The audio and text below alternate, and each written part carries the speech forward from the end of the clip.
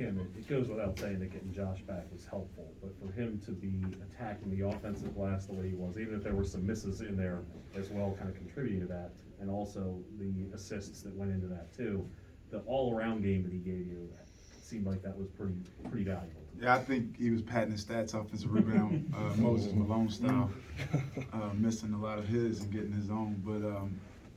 But no, it's obviously great to have what I think is the conference player of the year back. I don't think there's much argument about it, how valuable he is to us, and obviously how his growth has improved his game and raised his stock, and he's a prospect.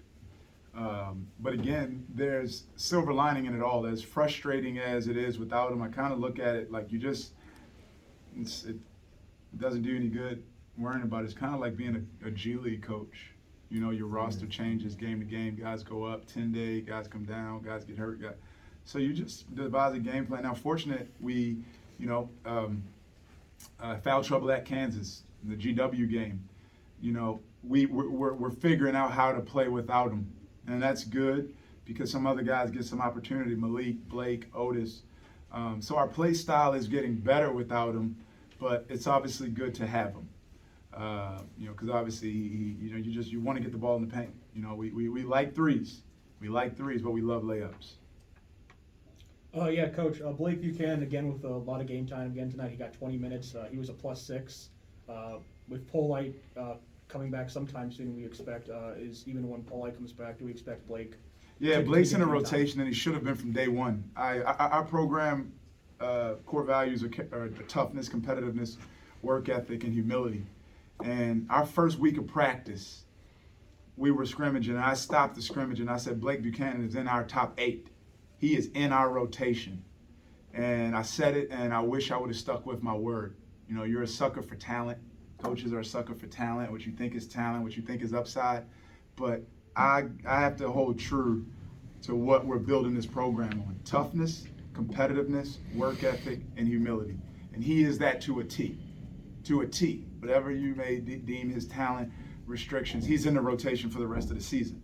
I don't care if anyone come back. He's in our rotation. He should have been from day one. That's my mistake that he wasn't.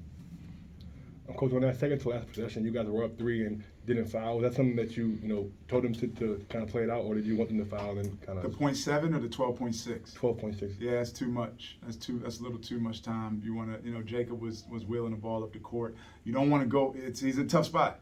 You know, if they're rolling the ball up the court to him, if you rush him, you get the time, but he gets a head full of steam.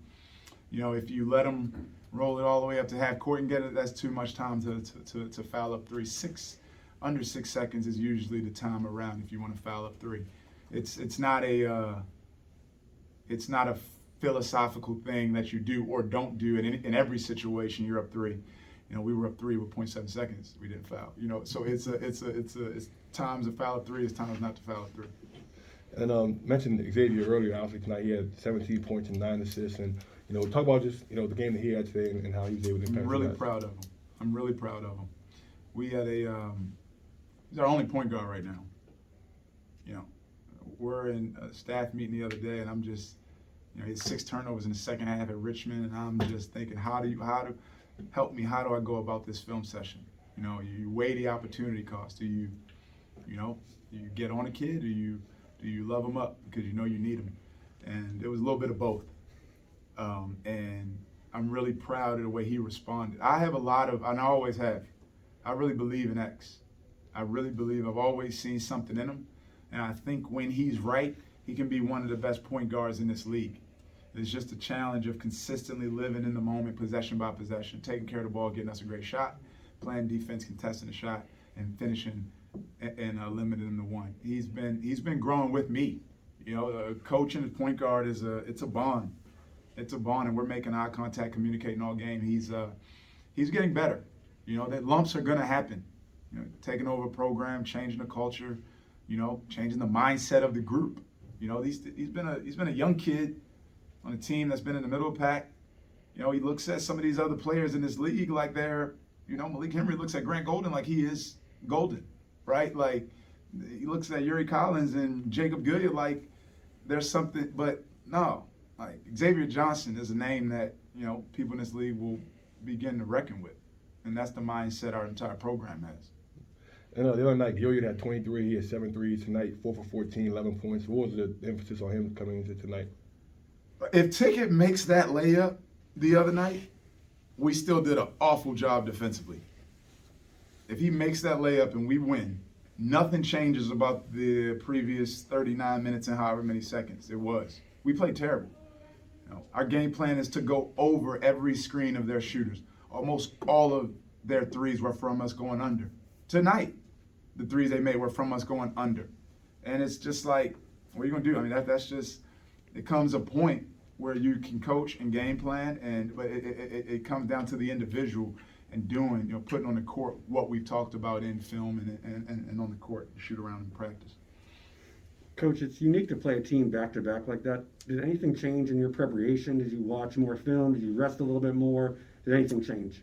No, we've had these short preps for the last few days. Even going back to the previous week, we've had these short preps. We're more prepared for it now than we were early in the season when we had the Maryland, JMU, Washington, South Dakota State, Nevada.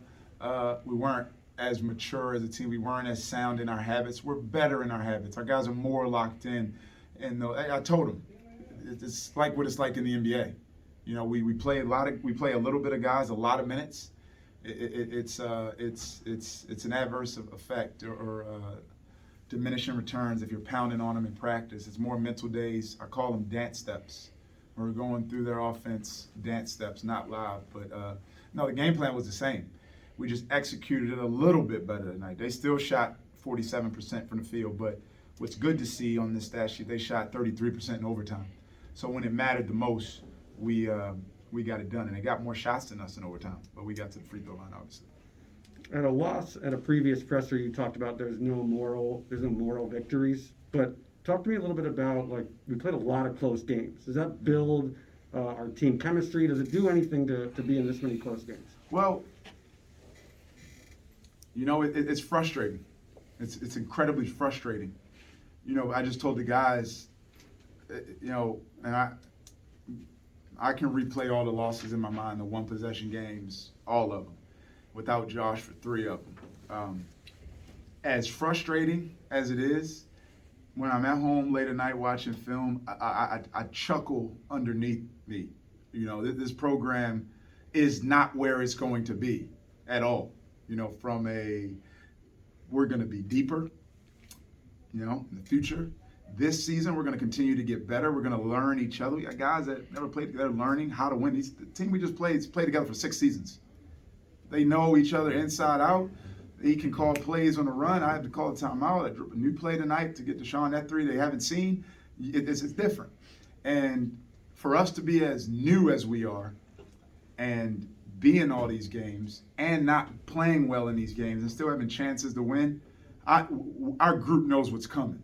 We know what's coming.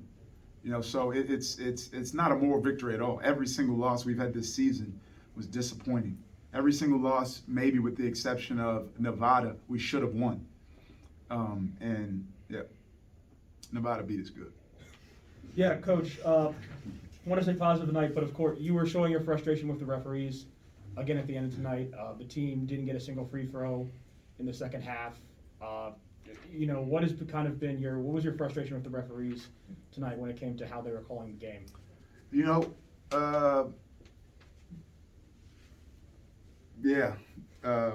One of them had a great point. He said sometimes we have a different vantage point, and what are you going to do? We're going to keep playing. We're going to keep going inside. We're going to keep playing our game. We're going to control what we can control. Coach, 16 3 attempts Monday, you get to 34 tonight. Is it just Josh and they have to sink in, or what was the difference that you guys were able to get more looks like you normally do? Well, ball security helps. You can't shoot what you turn over. We had a lot of them the other night. 11 steals they had. They only had 4 steals tonight. They turned the ball over tonight. That gives them an opportunity to run in transition. And we forced the issue. We want to play in the first 7 seconds, and we did. Our guys all know. I would want to play for us. Come to a place you can play all the minutes you want to play, and you can get up a lot of shots. And our guys all work on their games and incredibly confident, and they know what we want, what shots we value. Anything else for Kim? Thanks, guys.